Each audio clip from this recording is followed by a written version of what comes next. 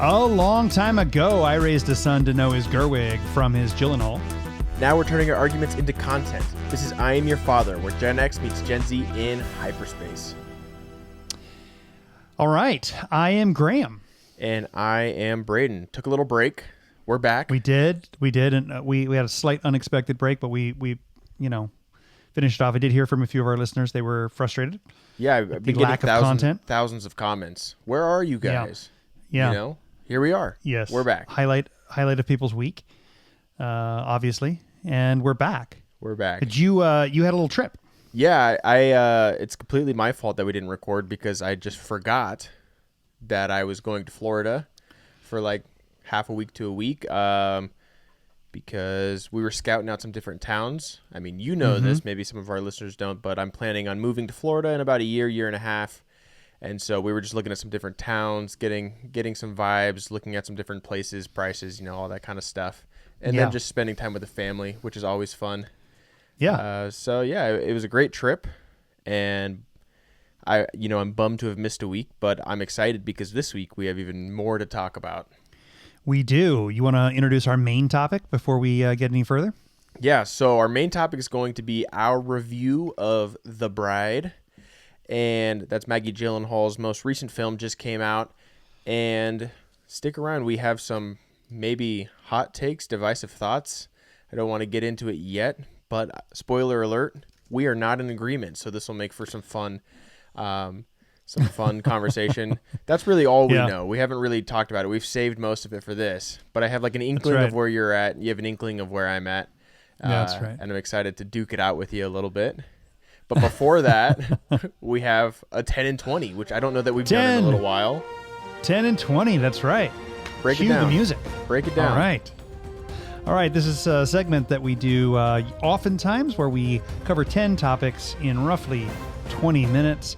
Hopefully it's rapid fire and we actually pull that off, Yeah, absolutely. Yeah. Shall we get started? Yeah, I'll start off. Topic number 1, we have official confirmation that Invincible Season 5 will be coming out this time next year, meaning they're sticking to a yearly release schedule at this point, but also meaning that Season 4 is debuting next week, at time of recording 1 week away. So we'll probably cover the first episode or maybe try to on the podcast. Yeah. I'll have to get caught up. I think I still need to finish Season 3. That's what I'm going to say, dude. Like, you need to get caught up. This is one of my most anticipated projects of the whole year. It wasn't on our most anticipated list because we just did movies. But if we were including shows, this is 1 or 2 for me. This would have been it. I'm super hyped on this show. I'm so excited. Yeah. I don't dislike it. I just find myself struggling to really continue with the binge as I go. I'll get 1 or 2 episodes in and then I'll need a break. Yeah, those 30-minute episodes, they really get you, huh? I don't know what it is about it. But I struggle to keep going with it. But I do enjoy it when I watch it. So I will get caught up. We will be able to cover Invincible Season 4, Episode 1 next week. Actually, I'm thinking that it might be a little more difficult because it's going to be 3 episodes dropping the first day. Well, we'll figure it out. But yes, you need to get caught up, especially the end of Season 3, I think is just phenomenal. Yeah. And gives us one of my favorite villain performances in at least the last decade. So you need to get caught up. Well, if memory serves, this was kind of like one of your original homework assignments before we had the homework segment. You assigned me to watch all of Invincible, I think, in preparation of Season 3. Right. Yeah. I was giving you homework without even calling it homework at that point. Yeah. That's right. Absolutely. That's right. So do your homework, well, man. I know our a lot of our listeners who love this show will be excited about the announcement of Season 5 and the debut of Season 4. So I will get equally as excited, and we will give it some serious, poignant critique as we go. Absolutely. Take us on to topic number 2. Topic number 2, Tangled live action has officially a villain. Catherine Hahn is cast as Mother Gothel, and I think this seems like a pretty perfect casting from what I can tell from my perspective. What do you think? You're a big Tangled fan. Yeah, I would say Tangled is one of my favorite Disney movies for sure. So that being said, I am not entirely excited for the live action remake of it. No. But when it was originally being reported that Scarlett Johansson was probably going to be attached to this, and it was being rumored that she was going to play Mother Gothel, I was kind of like, okay, that works. Like, sure. But me and my wife have been saying, and this isn't a hot take on the internet. Everybody's been saying, well, you know who actually would be perfect is Catherine Hahn. So I don't know if they pivoted or if that was never really the plan, and this has been. This is perfect. It seems like it's perfect fan casting. Yeah. And so I think it's an interesting experiment because they're giving us what we want. Yeah, I thought the Scarlett Johansson casting rumors were really interesting. I would love to see her sink her teeth into a villain. And it's something that I'm off the top of my head, other than a few of her more independent sci-fi kind of movies where she was, villainous, but more of an anti-hero. I really think that she could pull this off in a cool way, but we're not going to get to see it. No, yeah. I just think this will be interesting because we always have this situation where they announce a project, the internet decides exactly who they want in each role, and we never get it. Very rarely, at least. And then sometimes we do, and we're kind of like, ooh, that didn't actually work out the way I was hoping it would work out. So I'm very curious to see how it works out this time around. I'm a little more optimistic because she's proven she can play this kind of a role. Like, it's not too dissimilar from Agatha. From WandaVision, and then obviously her own show. So I think this is good news, even though I wouldn't say it's making me way more excited for this live-action remake, though. Yeah, fair enough. All right, topic number 3? Yeah, so we have a new rumor suggesting that Paul Bettany will be playing Lord Voldemort in the upcoming HBO Harry Potter series. Mm-hmm. Just snap judgment, what's your take on this? It seems like similar, like right at a central casting kind of situation. Exactly what we just talked about with Catherine Hahn and Tangled. He seems kind of perfect for this role. And it's also been a really long time since we've seen him get to sink his teeth into this type of a part. So it works for me. I think that some of the earlier conversations about maybe McFadden getting in there, who's doing the voice on the live action audiobooks, I think he would be great too. But I think Bettany could really own this role, and so I like this casting. What about you? Yeah, I hadn't heard this one as a fan cast before, and when I saw the headline, I just pretty much immediately accepted it and was like, yeah, that works for me. I know that he'd be able to pull this off. He could play this well. It just kind of works. I think it just works well. So if this is the direction they actually end up going, I'm not going to be upset at all. In fact, I think it's probably a good decision. Although it's not, they're not swinging for the fences with this one. Yeah, no, I don't know that I saw a casting rumor about it either. It just feels like fan casting. It just feels like it makes sense. In a way. Yeah, it feels like it makes sense. Like something the internet would have put together. And it almost made me think, why hadn't I thought this before? Like, this actually is a great casting, a great fan casting. So I'm with it. I'd be curious. Whoever it is, I think the reason they're casting this far in advance, hopefully, is so when Voldemort appears on the back of Quirrell's head in Philosopher's Stone, we actually have the same, the face same and one, voice. right? Yeah. Right. So we'll see. Fair enough. All right. Topic number 4, Monsters, Inc. 3 is officially in the works. This is a big one for you, too. You love this franchise. This one lost me at university, which we hotly debated in our Pixar draft. You put this one pretty high up, Monsters University. In my top 5, yeah. Yeah. So are you excited for 3? Are you ready for another one of these? Yeah, I mean, sure. I'm kind of like a little indifferent with these sequel announcements until I kind of see a trailer, Yeah. or until I know what the concept is. I think I'm hoping that this one ends up being a sequel rather than a prequel. I hope we can move past Monsters, Inc., the original, in terms of the timeline. I think there might be some interesting concepts to explore there. The new infrastructure of how the monsters are getting their energy and whatnot without being scary. I mean, I'm here for it, but I'm not jumping with joy because I love Monsters, Inc.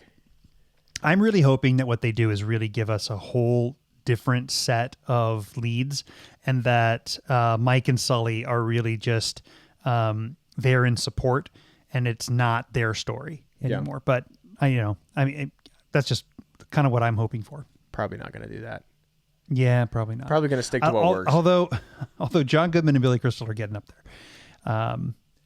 You know, I think having them as retired monsters makes more sense to me. Yeah, no, absolutely, it's a good take. I think I agree with you. I think that'd be a fun direction to go. Maybe just like as the mentors, something like that. Could be fun. Yeah. All right, topic number 5.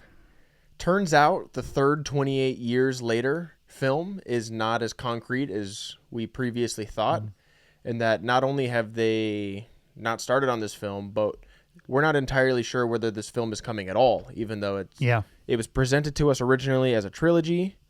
On top of that, they were like, not only is it a trilogy, but you're getting the first 2 less than 6 months apart. Mm-hmm. The second one's going to set up the third one, tease a character return, all this different stuff. And then from there, we're going to decide, should we make this movie? And at that point, it might take years. I'm bummed if this doesn't happen. I really enjoyed the first 2, but I'm starting to figure out that I'm a little bit alone in that camp. I've talked to 2 or 3 friends who told me that they did not like either of those films. Whoa. And they were fans of the originals. And I don't get it, but I'm definitely, you're seeing it in the box office results. Neither film was particularly successful. Not really in the way that was necessary to really fuel one of these things, but this is kind of the way it's going right now. Even Cameron's talking about not, maybe Fire and Ash wasn't successful enough to do a 4th or 5th film. I think we're starting to see this kind of thing where the franchises or people are backing off on some of the franchises because they're getting somewhat lackluster response to the middle editions. Yeah, I think not liking the 28-year later films is kind of a crazy take. I think they're both really, really good. And I'd be so extremely disappointed if this trilogy never gets fully made. To kind of touch on what you just said a second ago about James Cameron, originally I had a topic in here where he basically stated Avatar 4 is very likely to happen. And to me, I was like, is this actually news? Because to me, this all felt like a big bluff of come see the movie or the 4th one might not happen. It made almost $2 billion. This movie's happening, let's be real. So to me, in that sense, it felt like a bluff. It's happening for sure. In this case, I'm actually scared that this isn't going to get made. And I'm like, I want to see the end of this trilogy. Yeah, it's a $2 billion film. This is hyperbole, obviously, but it costs like $1 billion to make. The problem with Avatars is the amount of money spent to make it. It has to be every time a record-setting film in order to justify it. You're right. This isn't that. But The Bone Temple did not perform well at the box office at all. Unfortunately not. People didn't see it. I think the people that did see it for the most part really liked it. But like I said, a few close friends of mine have recently expressed to me that they hated it. And didn't, so I think they're wrong, but I can understand why the filmmakers are hesitant. They got to figure out the right justification to get this one made. The third one doesn't make sense unless you're watching the first 2. Or I guess what we're saying really is the 5th one doesn't make sense because it really ties everything together. If one has a poll, I think it's this third one, though. If any of them is going to pull in a larger audience or fans of the originals, it's going to be this third in the trilogy for the specific reason of Cillian Murphy's return. So yeah, I just hope it happens. I do too. Cross my fingers. I do too. Yeah. All right. Topic 6. Project Hail Mary is getting insanely good reviews right out the gate. People are absolutely loving this film.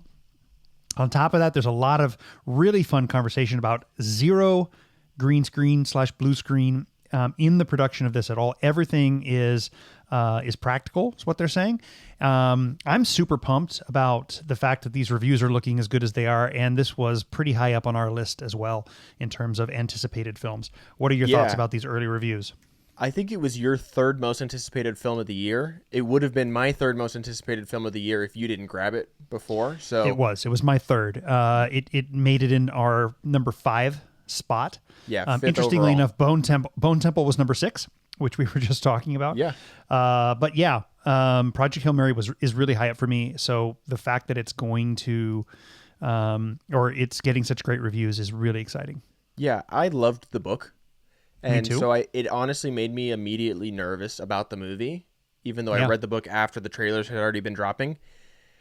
And so I can kind of just like sigh and like, breathe now that everybody's saying it's amazing. Yeah. So I can go into it and fully enjoy it. And this is from people who haven't read the book, people who have read the book. People are just loving this movie. Yeah. And you and I are both huge fans of the sci-fi genre. So anytime a new great sci-fi film is out, we're happy. So I am extremely excited to see this movie. I'm actually like subconsciously counting down the days till I get to go see this, which is something that I don't think I've done in a little while. Yeah. And this one obviously leans really heavily on the science side as well. I mean, in the writing, I hope that comes out in the screenplay, which I assume that it's going to. Yeah, I've heard that it does, and it treats the audience as though they are intelligent. So this is, again, something we love. We love when that happens. Yes, absolutely. No hand-holding. Not always. Right. All right, topic number 7. We have a Game of Thrones film in the works from the writer of Andor. Face value, this sounds cool. One of the writers of Andor, to be clear. Yeah. And we're not talking about Gilroy, but yes, I mean, this same writer was heavily involved in House of the Dragon as well, which had some pretty high highs, but some pretty low lows as well. I don't know. Do we know anything else about where this film, what it's set, the timeline, what the concept is? It's super early, right? Yeah, nothing. We know nothing about it. Originally, like not too long ago, there were rumors of a Jon Snow movie, which something I'd kind of be down for. He was my favorite character in the show. Yeah, I don't know. I don't know what they're doing, but Game of Thrones is a world that I love. Andor is a show that I love. Yeah. So the marriage of these two things sounds pretty cool. Yeah, I mean, it's interesting. We made the comparison, or I made the comparison when we talked about A Night of the Seven Kingdoms, that for me it was the Andor of the Game of Thrones world. And so I'm hoping that if they're going to do a movie, that they have a similar kind of, boots on the ground kind of feel to it, the same way that A Night of the Seven Kingdoms did. Yeah, good point. All right, next topic. We've got confirmation from the folks that make The Bear that they will be ending the show after season 5. That feels reasonable, though, right? I don't know how long this story can keep going. I'm really loving everything they've ever put out. I think I'm hotter on it than you are. But I know you like the show, but it feels like 5 seasons makes sense.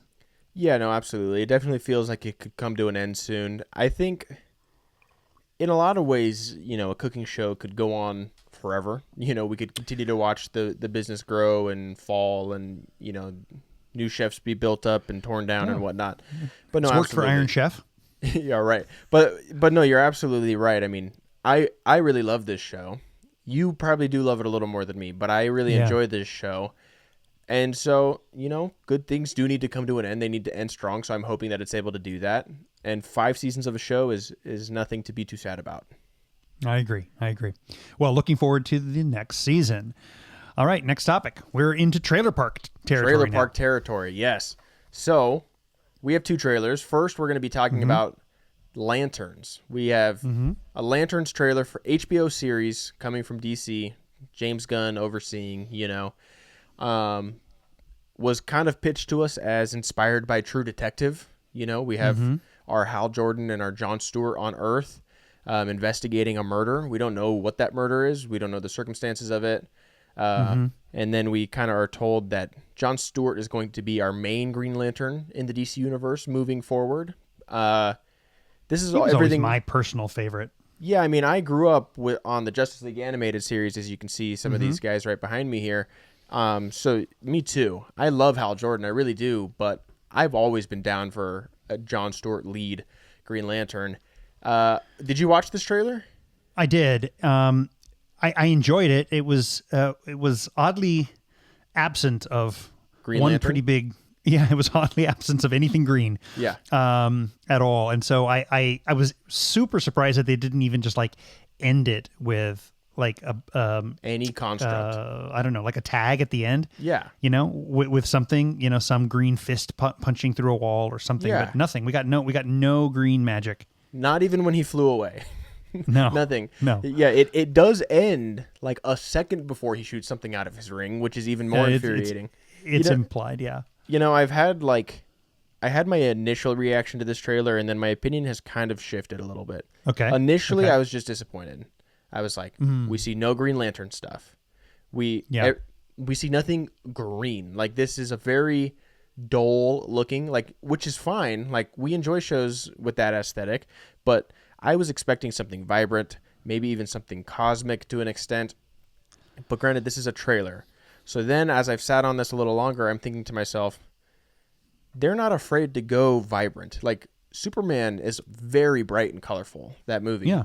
You know, so it's not like we're stuck in this, you know, dark and gritty take on the superhero genre. I wouldn't be surprised if what we're seeing is early on in the series. But if this series features just very little Green Lantern action, and or is one of those situations where we don't even see Jon Stewart suit up until the final episode where he finally becomes Green Lantern, I'm going to be kind of disappointed with that formula. Yeah. For me, I think that Green Lantern is a superhero that in live action, it can get over the top really quick. I mean, obviously, there's a Green Lantern movie, and it's over the top the entire time. Yeah. I mean, the stranger that his stuff gets, you know, turning the Green Lantern into a middle finger, you know, knocking people. I mean, it can be over the top at times, and so I think it'll be an interesting concept if they try and, I don't know, hold themselves back a little bit and not overdo it. But we obviously can't have nothing. Right. No, I mean, I'd be surprised if we could even go a whole episode. Really, like, I think Green Lantern fans would freak out if there was an entire episode without a single Green Lantern magic, other than maybe the premiere. Yeah, no, I mean, that'd be disappointing. It just would, because then at that point it could be any characters. Like, we are already getting an old Hal Jordan, which plenty of people are upset about, you know, because we haven't gotten a truly good take on Green Lantern in live action form. So a lot of Hal Jordan fans are feeling rather gypped that we're pretty much moving on from him immediately. Yeah. But if we're not going to be getting a story that is essential, or where Green Lantern is essential to the story, then why not? Like, why can't it just be anybody else? Why can't it just be the Question, or, you know, freaking anybody? So, you know, they're going to do it. No, I know they're going to do it. and there's and no that's way why they're I'm not saying, going to do it. and that's why I'm saying that after I watched it, my opinion has kind of changed. I'm like, there's just no way that they give us this show in the way that they're presenting this trailer to us right now. I just am hoping, this show is still like 5 or 6 months away.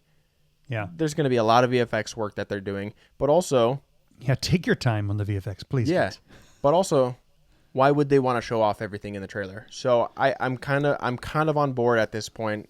I'm a little more optimistic than most. I'm going to go on record as saying, again, I appreciate the restraint that this trailer shows, and I hope that there's a level of restraint, intelligent restraint throughout the series. Yep. All right.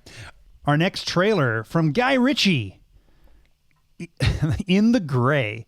We've got a new trailer from Guy Ritchie's this is a movie, right? New movie. Yeah.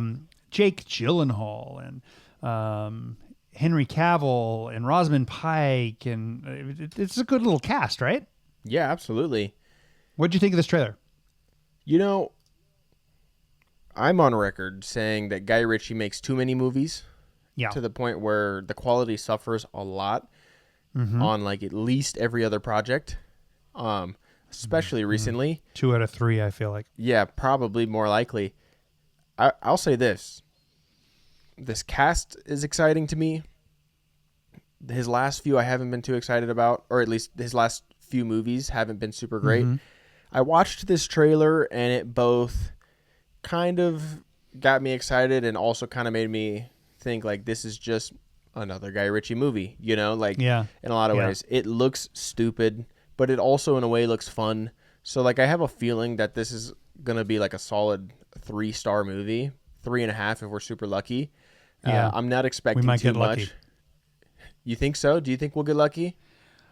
This felt a little more Guy Ritchie-esque than the last few that we've gotten, which felt nothing like him. So I'm hopeful. But listen, the last one that he did with Cavill also, I mean, it seemed like that was going to be a good Guy Ritchie movie in the trailer, and then it really was just a mess. It was a mess of a film, and it felt like two different movies. Part of it felt like a Guy Ritchie film, part of it felt like something else all entirely, and they were stitched together in a way that made no sense. So I'm hoping that this is not what we get. Personally, I'm banking on Gyllenhaal. I'm banking on the fact that I feel like 9 times out of 10, he picks good work. He picks good scripts. He picks good stuff. I think he's usually in good movies one way or another. So most of the time, he's not doing a ton of stinkers. But to me, the way Gyllenhaal looks in this trailer is the way he looked to me in The Roadhouse. Yeah, well, which was successful for what it was, but to me was also just okay. Yeah. Well, so that's definitely one of the exceptions that proves the rule for me. Yeah. So is the movie we're about to talk about. But I think typically speaking, he picks good projects. Yeah, I mean, I agree. He's one of my favorite actors, if not my favorite working actor. I love Gyllenhaal. Mm-hmm. So anything he's in automatically gains a few points in my excitement level because I love him. So of course I'm going to see it. Of course I'm really hoping that it's good. I'm hoping it's a great Guy Ritchie movie. I'm feeling a little worn down lately. Yeah. And Ritchie wrote this one too. Oh, okay. Interesting. Yeah. Have you watched any of Young Sherlock yet, out of curiosity? I have not. I want to, though. Okay. Have you? Yeah. I've watched the first couple episodes. I'm enjoying it. It's I don't know, when they release something new and it comes out as like, currently a 100% on Rotten Tomatoes. It had one review so far. Yeah. I mean, it's good. It's not 100% on Rotten Tomatoes, or it's not 100% kind of a movie, or show, but it's worth watching for sure. Yeah, I'll definitely check it out. I might wait till it's all the way out though. Fair enough. Okay. Yeah, I'm looking at his writing, and it's a little all over. He actually writes the screenplays for most of what he does, and it's kind of all over the place in terms of good and bad. Who knows? All right. Well, that concludes 10 and 20. Interestingly enough, we were right on pace to hit 20 minutes right up until we got to Trailer Park. Yeah, we talked for a while about lanterns. We did. I thought there was a small chance we might actually hit the 20 minutes there. But I have no faith in us ever. Yeah, fair enough. All right, should we get into our main topic of this episode? Let's do it. All right, the bride. Effing bride! Exclamation point. Let's I heard an interesting prediction before the movie was released by a really great film reporter, and he said, "Don't bet on any movie that has an exclamation point in the title." So they always flop. Well, let's preface this right now. Let's preface by saying, in our most anticipated movie draft, you took this in your 4th spot. Fifth, my last spot. Oh, your 5th spot. Yeah, my 9th overall. So this made it into our top 10 most anticipated films. Listen, so before we talk about the film, I guess let's talk about the trailers. I thought this film from the trailers was really cool looking. I wanted to see this movie. I had no real interest from when I heard the pitch and the concept, I was like, okay, whatever, we'll see. But when I saw the first trailer, I was 100% hooked. I was ready to go. I loved the way it was put together. It seemed like such a cool concept. I loved the art direction. I loved the way that the trailer was edited. I loved what looked like some really cool and interesting performances and takes on the characters. Bale and Buckley both. Really wasn't sure what anybody else was doing in it because I don't know that anybody else got any lines in the trailer, but it looked cool. Really fun cast. Everybody related to Maggie Gyllenhaal you could think of, and plus Annette Bening and others, Penelope Cruz. This just looked like it was going to be really cool. I was pumped, and that's why I drafted it in our most anticipated. Yeah, so you predicted a 4 out of 5 star rating. I predicted the same for myself. Everything you just said, I agree with. Awesome trailers. It looked so fun. I didn't care about it until the trailers, and then I was totally on board. Me too. So then we went and saw it. I think what you should do is reveal your rating. I gave this movie a 1 star. 1 star out of 5. 1 star out of 5. I can't remember the last time I was so disappointed in a film that I was so excited to see, and I was so disappointed. And listen, I'm not alone on this hill. I'm reading nothing but negative reviews. Unfortunately, it feels like a lot of people, and it's interesting too. A lot of the other people that have been reviewing this film that I've been watching are coming at this going, I'm really disappointed to say that I didn't like this film. I'm really disappointed that this was not good because I really wanted it to be good. And that's what I think is kind of the most frustrating aspect of this, is that I wanted a 4-star movie. I thought I might get a 4-star movie. I got one of the worst movies that I can remember seeing in several years. Which I think is an absolutely insane take. Listen, this part of it is an insane take. To me, I give this movie a 2.5 out of 5. So it's not a particularly good rating. No, so for me, that lands in average, as in I enjoyed it, not going to watch it again. That's really where that lands for me. There were parts of this, which we'll dive into, that I really kind of liked what they were doing. But as you said, it was a mess. But the part that you said that I think is a bunch of horse crap is that it's one of the worst movies you've ever seen. No, I stand by it. No, okay, let me just list a few movies that you have rated higher than The Bride. And granted, you only have 400 films logged on Letterboxd, so I'm sure this would be way more egregious if you'd been logging for longer. Yeah, I tend to not watch bad movies. I mean, you try not to, but let's just run through a few. Red Notice with The Rock and Ryan Reynolds is better than The Bride. Fountain of Youth. What did I give that one? 1.5 stars. 1.5 stars. Okay. The Fountain of Youth, maybe the most forgettable and disappointing Guy Ritchie film in the last 5 or 6 years. Yeah. You said was better. The Mist, something you basically yelled at me for giving you as homework. You have rated higher than The Bride. Chaos Walking, a movie that I forget exists every single time somebody brings it up. Uncharted, a pretty bad movie. Even Zack Snyder's Army of the Dead, which I think is egregiously bad from one of our favorite directors, you have rated higher. You are only in agreement with 4% of people who have logged this film on Letterboxd so far. With exact agreement, you mean, with a 1? Yes, a 1. Yeah. If you added in below, then you'd be at 6% total. So you're in agreement. For the people that gave it a 0.5 star. Yes. 6%. You are in the minority. A lot of people agreed that it was disappointing, not as good as everybody hoped. But I feel that your 1 star is very emotional. Well, it could very well be based on the anticipation of it being a 4-star film that made valid. it that much harder. And that's fine. The problem is that several of the other films that you mentioned, I had nowhere near as high of expectations are. I expected it to be not that great. It met my expectations of being bad.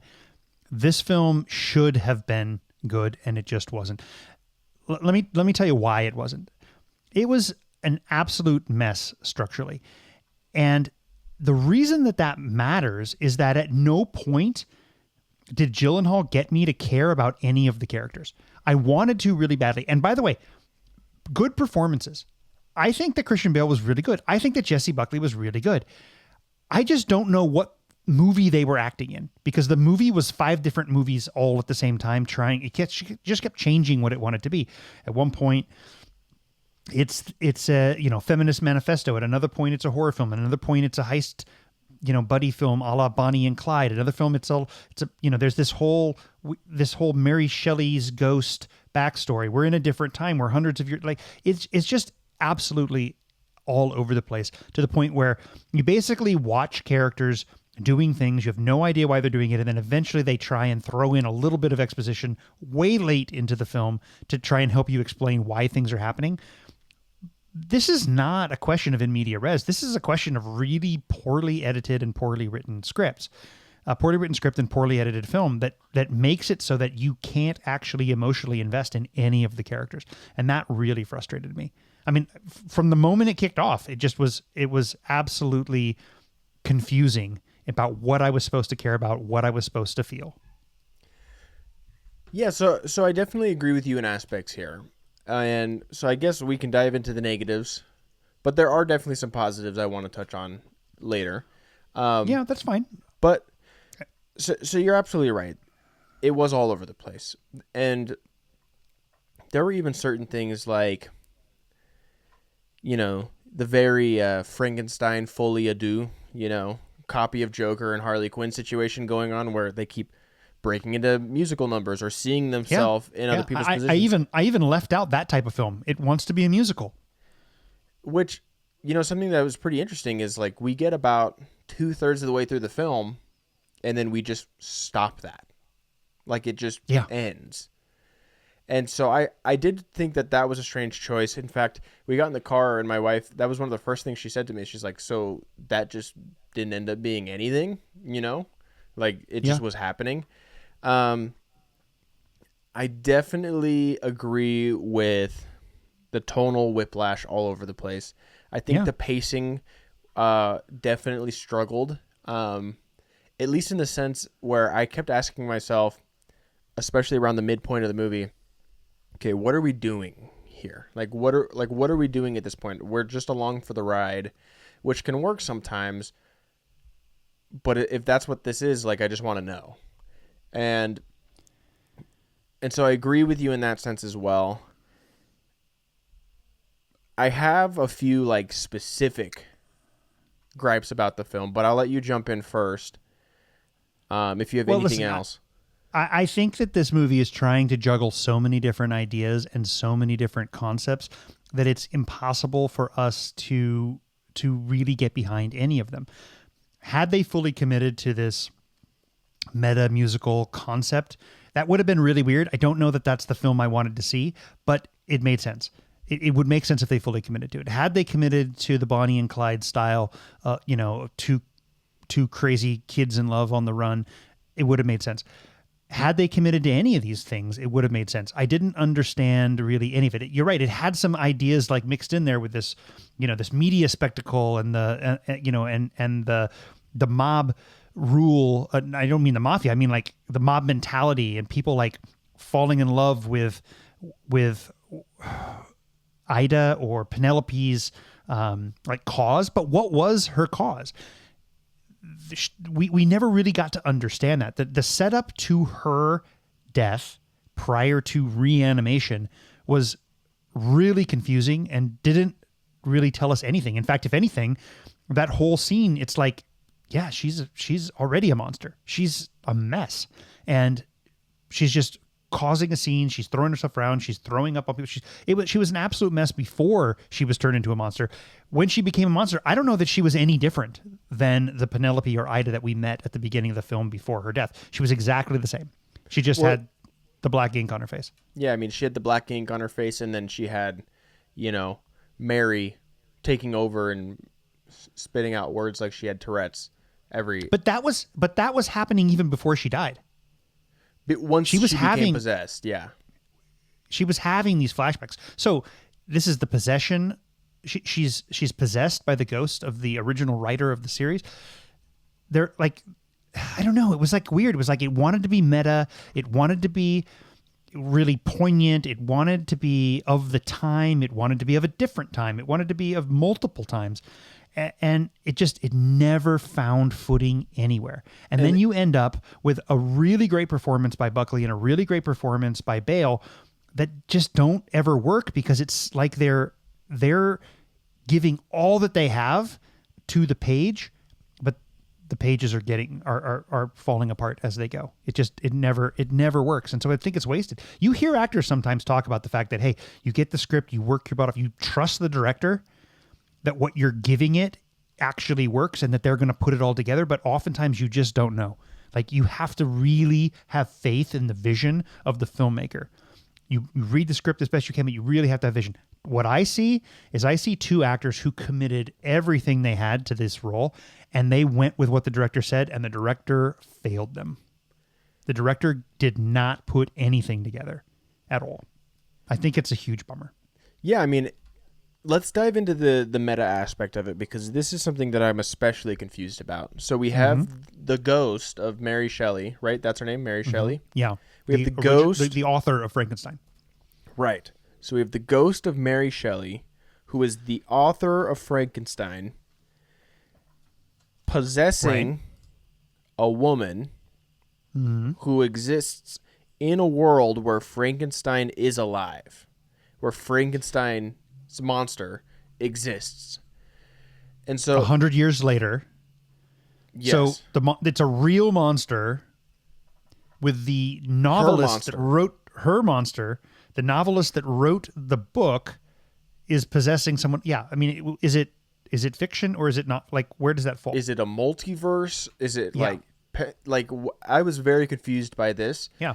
And she's played also by Jessie Buckley. Right. Which I actually really enjoyed that performance. Again, the performances are not the issue. Both performances were good. Yeah. Jessie Buckley and Christian Bale will say this, will sound like a broken record. They are not the problem with this movie at all. No. They are both so good. They're both so good. Amazing. Yeah. Christian Bale plays Frankenstein, which I'm confused about because I always thought it was Frankenstein's monster. But his name's Frankenstein. He goes by Frankie a lot. Yeah. He plays him so endearing, so like gentle and like childlike in a lot of ways. Yeah. I actually thought was really compelling. Jessie Buckley is putting on a really fun and bizarre performance. How much sense it makes, like based on the writing and all that, is up for debate. But the performance itself, both of them that she gives, I found absolutely captivating. I was completely on board with both of them. But the meta nature of the story made no sense to me. I found that extremely, like, at one point I kind of just let go and said, okay, like, it is what it is. And I was able to, like, you know, kind of enjoy it from that point on. Like, the narration here and there I found kind of fun. But, like, the moment you try to think about it, it falls apart. And that's the problem with it. Yeah. I think there's... What did you think? Go ahead. Go ahead. No, you go. I was just going to shift the topic to some of the supporting performances. Yeah, okay. You've got Annette Bening, Penelope Cruz, Peter Sarsgaard, Jake Gyllenhaal. Those are really the four that kind of matter. Yeah. I think I may have listed 5, but anyway. No, you listed 4. Jake yeah. Gyllenhaal is I mean, he's nothing in this role. Like, anybody could have played this character. Yeah, he's given nothing to do. Yeah, he literally is given nothing to do. He has a few lines of dialogue. He makes like a face, you know. That's really it. Annette Bening, he's is that what you charming said but her distracting name was? from my perspective. Yeah, I agree. It almost becomes a little weird that he's there. Yeah, because there's no. It feels more like Jake Gyllenhaal is a character in the film rather than this fictitious actor that he's playing. Yeah, this sort of Fred Astaire like character. Yes, Annette Bening is the doctor. Yeah, I thought she was good. I didn't really have any issues with her character at all. I thought she had some good comedic timing, some good emotional scenes. Penelope Cruz, I thought she was not very good. I thought she started off better in the first half. In fact, I think both the detectives were better towards the beginning, and the performances just got progressively worse. And wooden, to say the least.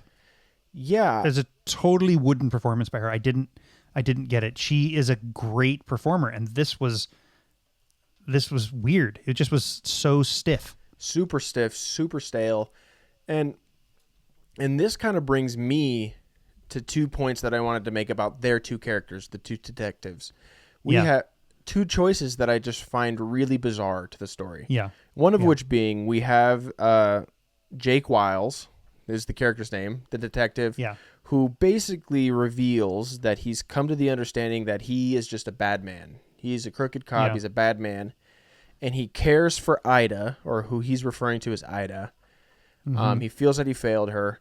So his decision is to remove himself from the situation, from the movie altogether. Yeah. Makes no sense to me. But he gets to apparently resign in disgrace and name his replacement by just handing her his badge. Right. Like, this is Tombstone? Right. She's now the detective. Which then leads me into my other and much larger issue. And this was maybe one of the funniest things for me in the whole movie was, okay, she's now head detective, right? She's the detective now. She shows up to this, what she shows up to the scene. She's already like kind of not bringing them in when she might be able to, whatever. That's fine. I'll talk about that in a minute. But she shows up, everybody shoots them, they die. Spoiler alert. We're in spoilers now. There's a huge shootout that happens. They're dead. She's like, stop shooting, stop shooting. They're like, who are we taking orders from? She's like, the detective. They're like, where's the detective? And she's right here. She shows her badge. Yeah. Didn't land at all. But here's what's worse. Her first act as the new detective. On top of that, a female detective who just by being a female and giving out orders pissed off a group of men. That's their problem, not hers. But she needs to overprove in this world, right? She needs to overcompensate. Her first act, because she's ignored and discounted in every other scene. Right. Her first act is to tell everybody to leave so that the bride and Frankenstein can wake up and escape. And just the second you think about that, like if you think about that even a little bit, it falls apart because she's immediately discredited. Immediately. Yeah, no, it doesn't make any sense and at all. Why? None of it, why does she do this? And Clyde, by the way, how good is this detective? Because Clyde is a step ahead of her with all of her clues. How is it that Clyde understands to find them at the movies? How does he's tracking them down as fast, if not faster than she is, and she's this genius detective that no one appreciates or respects. Listen. The concept is interesting. Like the partnership between, the man and the woman. He's getting the credit. She's the one doing the work.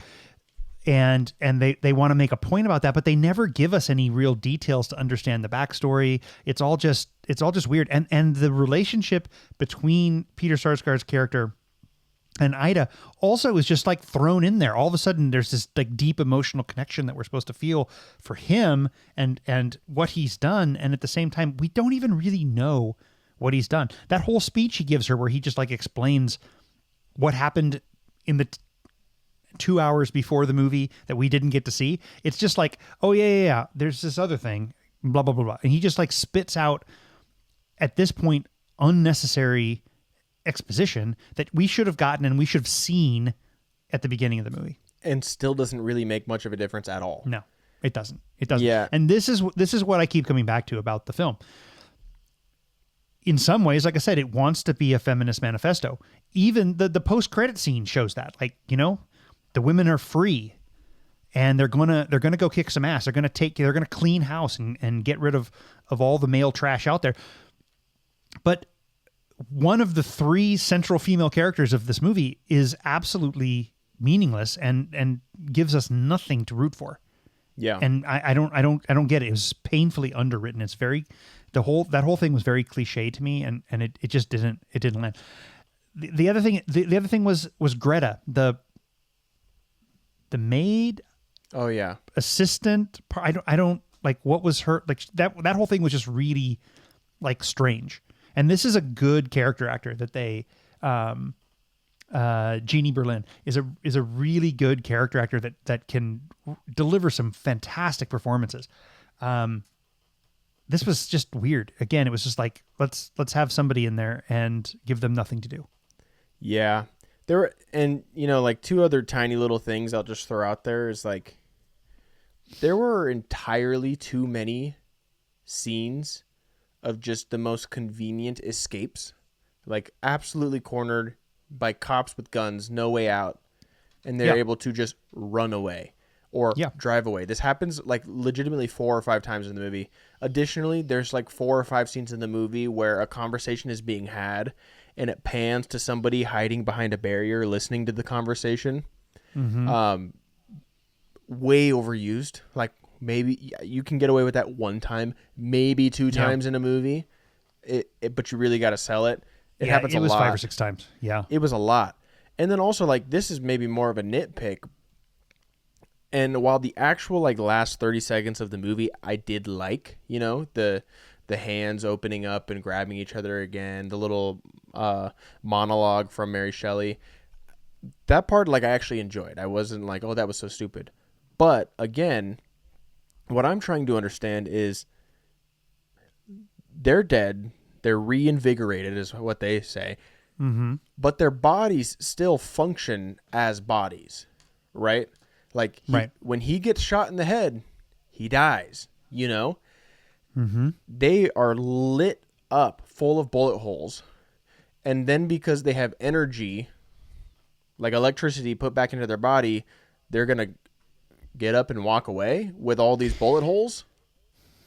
They kind of yada-yada the science of it all a bit, which makes sense. I mean, it's not necessarily, it's not super scientifically sound at this point, you know. But yeah, I mean, it's a nitpick. It didn't make much sense. But it just doesn't make a whole lot of sense for me. Yeah. You know, even the art direction that led to the ink-like stain on her face that bled down her whole body, that seemed more like just like a really cool art direction that they then were like, oh, and I see that the stuff we put in you and you spit it out, it stained your skin. Like, just the most convenient amount of exposition necessary, just a quick throwaway to that. Now, the same science was theoretically used to reanimate or reinvigorate Frank, but he's not stained with anything. Right. I don't know. I mean, I'm sure that there's somebody that's going to say we missed all kinds of details, but the point is that there was no way to follow it. It was you know, it was incomprehensible the entire time. And that's a good word you just used right there. Incomprehensible. But I'm using it for a little bit of a different reason. And I don't usually like to blame this on a movie because sometimes it can be the theater. But we both had such a hard time hearing what they were saying at many points in the movie. And the reason I'm more inclined to blame the movie for this over the theater is because I go to this theater regularly and I've actually never had this thought at this theater before. Yeah. And I'm so many times we're like, what did they say? What did they say? What did they say? I don't know. To me, that has to be the sound mixing at that point. And so a lot of it was incomprehensible. Yeah. I don't know. Like the things that were, should we talk about what we did like? Some of the what was positive. I mean, right now we've only really said Buckley and Bale's performances. Yeah. So is there anything else that you liked? Those are definitely the two best parts of this movie, without a doubt. Yeah. I liked, and I also liked both of their character designs. I like the overall aesthetic and design of the movie. I think it has a lot of visually beautiful set pieces. Definitely intriguing ideas. Like, you know, at one point we just are like in like kind of like just on a street corner. We have all the fluorescent lights, which is really cool. But then we also have scenes like in a club where you're gonna have a seizure because it's so intense and crazy. I like all of these decisions they made. Just visually and aesthetically, I thought the movie was definitely done well in that sense. The two lead performances. That's about it. Yeah. No, because agree. you're absolutely right. Like the movie to me, and maybe I'm just missing it. Like, you know, this is a movie made by a woman for women about the woman experience. So it's like, to a certain extent, who am I to say that it doesn't make sense? But it felt like a movie that had a lot to say, and ultimately, I didn't think that much of it landed very well at all. I think it tried to have too much to say, and that's part of the problem. So it said none of it well.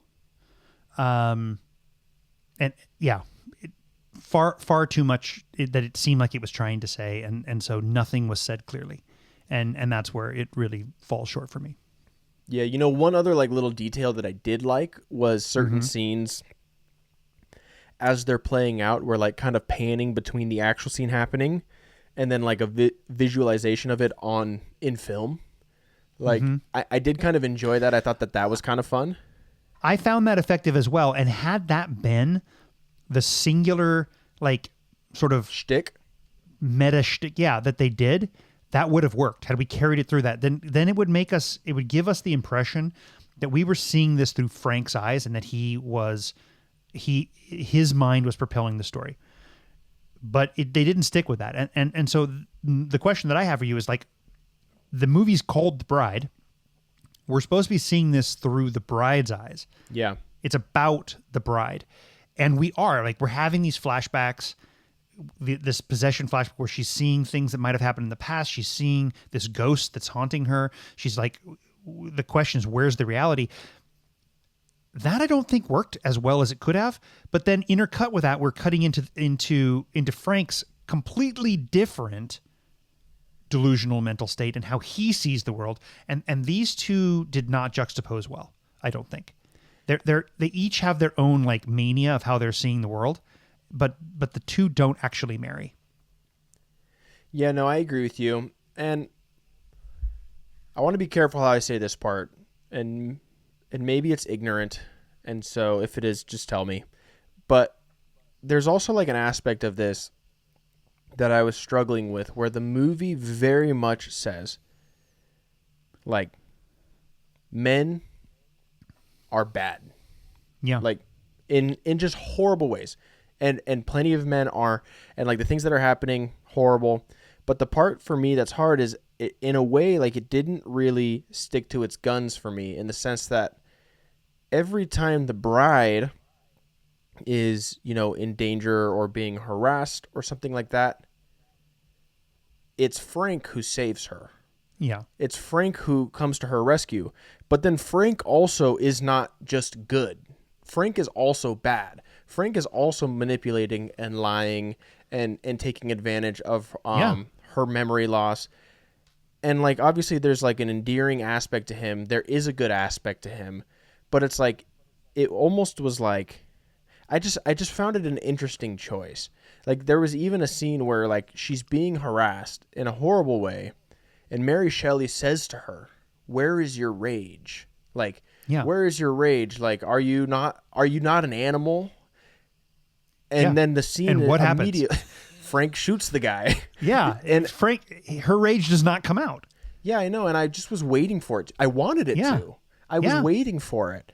And so I found, in fact, he's in the car like cowering, and hiding while this is happening. I was really angry at Frank for not dealing with it sooner. Right. But also equally as angry with Penelope for not just like destroying this guy. She doesn't until after he's shot dead on the ground, basically.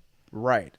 Yeah. And so to me, it was just kind of strange to like, that was the one thing about Frank that I was kind of struggling with, where it's like, are we saying that he's a good guy? Are we saying that he's a bad guy? Or are we saying that he's complex, which is also fine, but like with the themes that the movie is pushing, it just didn't feel like it worked for me. I agree. So, interesting question to tie this all up. Okay. Obviously, the movie wasn't particularly successful. I mean, I think it was tracking for 15. It did less than 8. They spent $90 million on this. This is an absolute duck. Bomb. Yeah. So, but it made me think about 2024 and how many of those there were in 2024. I think I dubbed it the year that great directors failed. Yes, you did. There were so many films like that in 24 that were just like a kind of mess that I was excited about and then ultimately didn't get us anything. So 24. I'm kind of trying to look back a little bit. I guess it wasn't 24. It was, now that I'm thinking about it, I'm saying it wrong. It was actually 25? Like 20. No, it was like 22 or 23. Anyway, Amsterdam is one.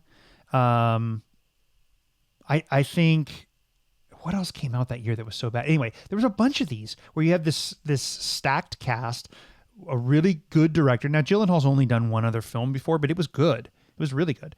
And so I think that, Babylon is another one that I feel like was the same time frame that was just like, it had this amazing cast. It was just a mess. We had another Guy Ritchie movie that was bad. We had a Zack Snyder movie that was bad. Yeah, we had so many that year. We had an M. Night movie that was bad. The year I'm off, but this is what that felt like to me. And I think the last time I actually said like, oh, this movie is a total mess was when I watched Babylon. I really wanted to like this film. Damien Chazelle has done some great stuff that I really like a lot, and that movie made just absolutely no sense to me. It felt like it felt like a fever dream of ideas that were all just colliding in ways that never actually came to fruition. That's exactly what I felt about this one. I don't know if there's any others that stand out to you in your head about like a film that had the pedigree, good writer, good director, great cast, cool concept, cool art direction, but the movie itself just ultimately does not work well at all. Yeah, on the spot, it's a little difficult. I think this, I don't know that this is a great example. Also coming from 2023, I thought the concept of a movie with Adam Driver and dinosaurs was awesome and exciting, and it ended up being incredibly boring. So that was pretty frustrating. What else? I mean, we talked about the Zack Snyder's take on Star Wars ended up being atrocious. So that was definitely disappointing. For me, another one would be M. Night's Trap. I thought the concept of this movie was very interesting, and in execution, I found it really mediocre and actually like on the bad side. So beyond those, I can't really think of too many examples, but listen, I'll agree with you. This was a disappointing movie. It really was. I don't think it was nearly as bad as you did. I did find plenty of enjoyment throughout the film, but because it was such a mess, because it didn't stick so many of the landings, that to me is why it's a 5 out of 10, a 2.5 star film, not a 1 star for me. So just to kind of justify why I rated it the way I did. So for me, I have like a little word or combination of words that I put for each of the different star and half star ratings to make sense of them. For me, let's just go from 5 is perfect, 4.5 almost perfect, 4 is great, 3.5 very good, 3 good. So far, we're not there. This movie was not even good. 2.5 not bad. I don't think this was not bad. I think it was worse than that. A 2 just okay. A 1.5 are not bad and just okay, not exactly the same thing. Like I feel like you have to go from not bad to bad. So I don't even get so 1 for me is pretty bad. That's how I put it. I think it's pretty bad. You know, as someone who and then like 0.5 struggles, is terrible. It's so interesting. Like your whole like graph is just like shifted by like a large margin. Like it's impossible to get movies up in the 4.5 to 5 range for you. But a movie that you just think it requires good rewatch. But a movie that you just think is bad is the second to lowest rating possible. No, I think this is pretty bad. So what's the last one? It's terrible. So you go from pretty bad to terrible, and I feel like there should be an unwatchable one. I think my 0.5 is an unwatchable, but close. Yeah, a terrible. Really, I mean, it's a synonym. I think for me in that sense. All right. I would say half a star is unwatchable. Well, and this is just to me in fairness, a step up above unwatchable. In fairness, so far, like when it comes to our ratings, generally speaking, what I can do to your rating is add a star. Yeah. You can guess what to match my feelings about a movie. So in reality, if I'm following that pattern, then by my rating standards, you would have given it a 2-star rating, which is not much worse than me. So wait, a half star. That's only a half star difference. You said 2.5, right? No, exactly. That's what I'm saying. Yeah. So if I should add be a at star, 1.5. You gave it half a star? No, I'm saying if you add a full star. So my rating, so that you would give watched it a 2. F1 and you gave it a 3-star rating, and I gave it a 4-star rating. You watched 28 years later, you gave it a 3-star rating, I gave it a 4-star rating. Now both of those have come up for you to where I am now. But like my point is like generally speaking on a lot of movies, if I think that it's like a 4-star movie, you're in the 3 to 3.5 star range, generally speaking. Yeah. So my point is you were definitely more hurt by this movie than I was, but we're not too far off. We both acknowledge that this is a pretty big disappointment. Yeah, I mean, it could be a 1.5. It might just be not good. But anyway, I guess at the end of the day, my recommendation to our listeners is that they skip it. It's going to be a bummer, and if you weren't even excited about it to begin with, I think you're going to be watching it going, what the hell am I watching? Yeah. All right. Yeah. Well, bummer. Hopefully, Truly. the rest of our movies and our most anticipated are better. But Yeah. so far, for our predicted ratings, we are 50-50. Like, I think I predicted Bone Temple was going to be a 4-star movie. I think I gave it 4 stars. I'm pretty sure. I think I did too. I gave it think I did 3.5 or 4. So, but regardless, right there. And then we both predicted 4 stars for The Bride, and that didn't happen. We missed. Yeah, it's a bummer. Unfortunately. It's a big bummer. All right. Should we dive into homework? Let's dive into homework. Okay. So, You have some catching up to do. I had some catching up to do. So, I watched Lock, Stock, and Two Smoking Barrels and Okay. American Animals. Okay. So, Two good films, I think. I'll start off by saying I was about 30 minutes into Lock, Stock, and Two Smoking Barrels when I was like, I've seen this movie. I had 100% seen this movie, probably at your request before the podcast, but I'm like, I have seen this movie, and I just have no recollection of ever watching it. Like, if you had asked me, you did ask me, I said, no, I've never seen that movie. I'm watching it. It took me like 30 minutes to realize, because I was getting it kind of confused with Snatch a little bit. Yeah. Yeah. But as I'm watching, I'm like, I've totally seen it. So I watched it again. Yeah. I still liked it, of course. Good. I still prefer, like, The Gentleman is my Guy Ritchie film, for sure. Mm-hmm. Some of the older ones, like, I have a little bit of a harder time appreciating as much as you do, but I still enjoy it. And then I watched American Animals, which you gave me basically no information on. Mm-hmm. I had just so happened to add it to my watch later list the day you gave it to me for homework. Mm-hmm. And I enjoyed it. I thought it was good. I thought the performances from Evan Peters and Barry Keoghan and a few others, they were all super entertaining. Yeah. It was a heist film that felt different than other heist films. Yeah. Because, you know, it's just high schoolers. But also it was doing something that I'd never seen a movie do before. I'm sure it exists, but intercutting between the actors and then the actual people that the movie is based on, like kind of documentary style, which I thought was really strange. And then the way that they kind of blurred that line every once in a while by like having an actor turn, look at the camera, and start saying words in the actual person's voice. Things like that I found really fun and exciting all the way throughout. And I'd say it's super unique, right? Yeah, it was super unique. I think I ended up giving that one a 3.5 stars overall. Very enjoyable, very stressful, very stressful. But I would absolutely watch it again. So I'd say good recommendation. Did you like all the heist film callbacks throughout? Like what? Like there's a whole thing where they're like, you know, imagining how the heist is going to go. Oh yeah, and it's like Ocean's 11 style. And It's like smooth, and you know. And then there's another scene where the guy's doing the intro to Reservoir Dogs, and he's giving the people the names and the whole like why am I Mr. Pink conversation. They had like maybe 3 of those throughout the film where it's like, you know, these guys have seen a lot of heist movies, and so they think it's going to be really easy, and they're even imagining. That's how they're imagining it in their head. And then it goes not quite like Ocean's.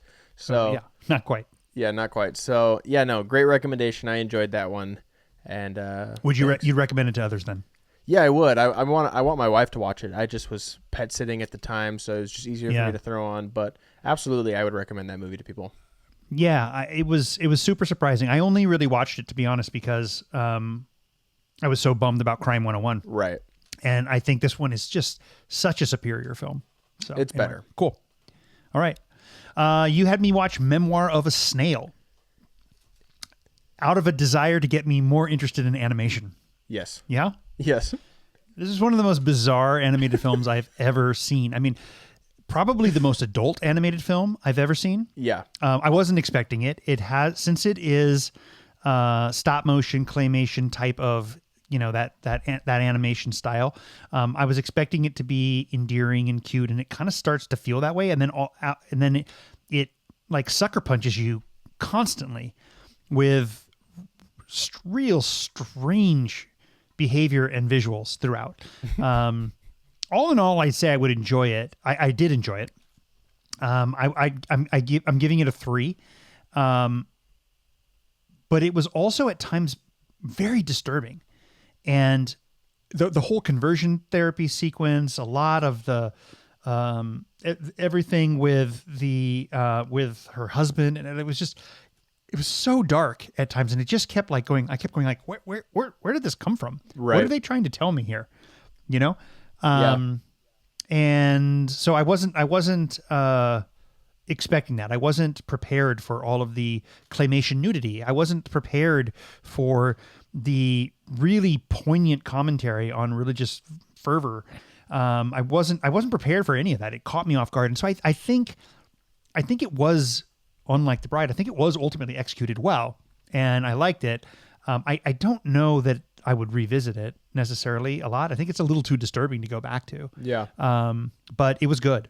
It also, I would say, the last thing I'd say about it is it really felt like I was reading a very bizarre and avant-garde short story or essay by David Sedaris or somebody like that. It had this sort of feeling like it was just a really great personal essay about someone's life that they had animated around. Yeah. No, I think that's a good take. Yeah, I definitely didn't want to like give you a warning on any of that stuff because I didn't have one, and I think that's probably the best way to go into it. I agree with you. I also, in a strange way, found it like rather cozy, which sounds like completely counterintuitive because it is dark and bizarre and. Yeah, I mean, it has a kind of Wallace and Gromit feel to it, you know? Yeah, like, so my experience watching this was I was, laying down, sleepy, while I'm pet sitting, so I'm at somebody else's house, and I just, like, have it on the TV far away, and I'm just, like, slowly dozing off to it, and I found it, like, strangely comforting in that way, and so I found it a little cozy. I thought you were going to find it bizarre, but I figured you'd be able to pull some enjoyment from it. I mean, the narrator's voice is very calming and soothing, but then, like, she'll suddenly, start talking about the most bizarre and disturbing things, and it's But anyway, it's a good recommendation. I'm glad I watched it. It definitely, if you want to follow along on our homework, you maybe should go in slightly more prepared than I was. Yeah. Anyway, all right, what do you got for me this week? This week I'm going to give you a film. I'm kind of at a point where I'm actively seeking out movies to try to give you as homework because I've just kind of run out of my like reserve of movies that I've seen that you haven't. You've seen a lot more movies than me, even though I have like 2,000 movies logged on Letterboxd, and I'm sure I'm missing like probably a couple hundred of movies that I've seen like as a child that I can't remember and just something I forget to log here and there. But now I'm actively like, okay, what can I watch this week that he hasn't seen that is hopefully going to be good? Yeah.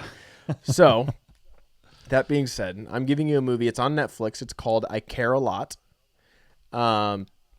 Rosamund Pike also, right? Yep, Rosamund Pike. Okay. And Rosamund Pike. Yeah, I said that wrong. Rosamund, right? Yeah. Did I say it right? It's also got... No, you said it right. I think I said it wrong. Okay. It's also got Peter Dinklage and love him. And a few other people you'll recognize. I went into it fairly blind. I initially clicked on it because it said on Netflix like Golden Globe winner. So I was like, okay. Or maybe even Oscar winner. I was like, okay, I'll check it out. It is following Rosamund Pike playing another evil, unlikable lady, basically, who you were rooting against the whole time. I don't want to tell you too much more than that, but the vibe that I was getting from this movie was similar to the vibe in A Simple Favor, which is homework you gave me, a movie I did not like, but I did like this, and they were similar enough in vibe that I thought maybe he will appreciate this, maybe even a little more than I do. So not perfect, a little over the top at times, but I think it might fit into your enjoyment if you like other movies like that one. All right, fair enough. I look forward to seeing it. All right, I'm going back to the classics for you. I'm giving you another Cary Grant film. All right. This one's called The Philadelphia Story. Okay. And it's an all-time classic. It's Cary Grant, Katharine Hepburn, and Jimmy Stewart. And it's an all-time comedic performance by Jimmy Stewart. I hope you like it. It is, it's going to be quaint, but it's really well done, and it's one of my favorites. I'm not going to tell you any more than that. Yeah, so far, I mean, these classic movies have rated kind of on the higher side for my homework assignments. So, well, I mean, these are classics for a reason. But I know that there's always those movies out there where you're like, why is this one so famous? It doesn't really translate. It no longer resonates the same way that it did 30, 40, 50, 60 years ago. I think that this one is good. This is just a comedy, and it has something to say about love and relationships and marriage and families, and it's done really well. It's really smart film. All right, I'm looking forward to it. Total side note, cool. before you do our little outro here. Yeah, you caught me. Just a little update for you. You'll be happy. Rewatched The Godfather. I've always very much enjoyed this film, but never given it the 5 stars ever. And I just rewatched it, and I'm sitting there, and for the first time ever, like 30 minutes into it, I'm like, this is perfect. It is a perfect film. And so I just figured to give you a quick update. Godfather, finally 5-star film. You finally figured it out. I'm finally in the vast majority of people who consider it a perfect movie. So I have gained my credibility back. Time to move on to part 2. I know. I'm waiting until I can carve out, half my day to watch it. Yeah, that's a good one. It's a good one. All right. Well, we've ranked, we've debated, we've disagreed, though not about who shot first. It's all just another day in the galaxy. So whether you're Gen X, Gen Z, or somewhere lost in the timeline, please continue to listen, like, share, and subscribe to I Am Your Father. Until the next episode, remember that with great power comes a great second breakfast, but winter's also coming, so may the Force live long and prosper with you. I would prefer not to.